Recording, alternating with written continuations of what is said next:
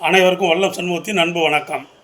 இறைவனுடைய பல்வேறு குணாதிசயங்களில் இன்றைய தினம் இறைவன் மிகவும் மன்னிப்பவனாக இருக்கிறான்.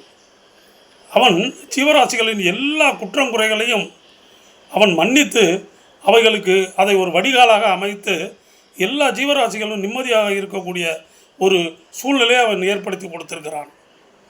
மனிதனுக்கு 6 அறிவை கொடுத்து அவன் எவ்வளவு எல்லா விஷயங்களிலும் அவன் தவறு செய்வான் என்பதை அவன் உணர்ந்து கொண்டவன். தன் உடன் பிறந்தவர்களுக்கும் சரி, சகோதர சகோதரிகளுக்கும் சரி, உற்றார் உறவினர்கள் அனைவருக்கும் சரி, அவன் சொத்து பத்தில் தவறு செய்கிறான். அவன் தன்னுடைய சுயநலத்திற்காக என்ன வேண்டுமானாலும் அவன் தவறு செய்வதையெல்லாம் பார்க்கிறோம். ஆகினால் மற்றவர்கள் மனதை புண்படுத்துவது என்பது மிகவும் சர்வசாதாரணமாக நடந்து கொண்டிருக்கிறது. உடலுக்கு தீங்கு செய்வது, மனதிற்கு தீங்கு செய்வது, சொல்லால் சுடுவது என்பது போன்ற அநேக அநீதிகள் அக்கிரமங்கள் எல்லாம் நடந்து கொண்டிருக்கின்றன. இறைவனுடைய சிருஷ்டியிலேயே மனித சிருஷ்டி ஒன்றுக்குத்தான் இந்த பாவ மன்னிப்பு என்பது மிகவும் தேவைப்படுவதாக இருக்கிறது. இறைவன் இந்த பாவ மன்னிப்பை மனிதர்களுக்காக ஸ்பெஷலாக டிவைஸ் பண்ணி வைத்திருக்கிறார்.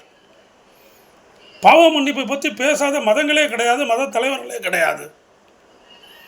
அது அவன் செய்கின்ற தவறு அவனை உறுத்தி கொண்டே இருக்கும், அவனை தூங்க விடாது.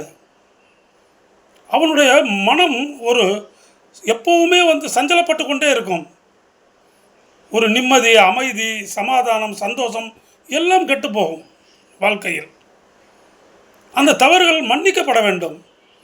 இறைவனுடைய பிரார்த்தனையினால் நாம் நம்முடைய தவறுகளை தெரிந்து செய்தோமோ, தெரியாமல் செய்தோமோ, அறிந்து செய்தோமோ, அறியாமல் செய்தோமோ, எப்படிப்பட்ட பாவ காரியங்களாக இருந்தாலும் குற்ற காரியங்களாக இருந்தாலும் எல்லாவற்றையும் அவன் மன்னிக்க தயாராக இருக்கிறான். பிரார்த்தனையின் மூலம் நாம் மன்னிப்பை பெற முடியும்.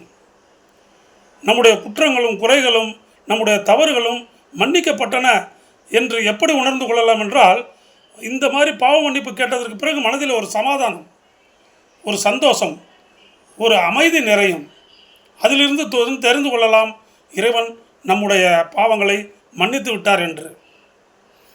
இயேசு கிறிஸ்து கூட சொல்லியிருக்கிறார், நீங்கள் பெற்றுக்கொண்ட பாவ மன்னிப்பை போல ஒருவருக்கொருவர் செய்யும் குற்றங்களையும் நீங்கள் மன்னியுங்கள் என்று அவர் கூறியிருக்கிறார். ஸோ பாவ மன்னிப்பு என்பது இறைவன் மனிதனுக்கு கொடுத்திருக்கின்ற மிகப்பெரிய அருள் கொடை. அதை பயன்படுத்தி நாம் செய்த தவறுகளை எல்லாம் மன்னிக்குமாறு வேண்டி தவறுகளிலிருந்து வெளியே வந்து மன நிம்மதியோடு வாழ்வோம் என்று கூறுகிறேன். வணக்கம்.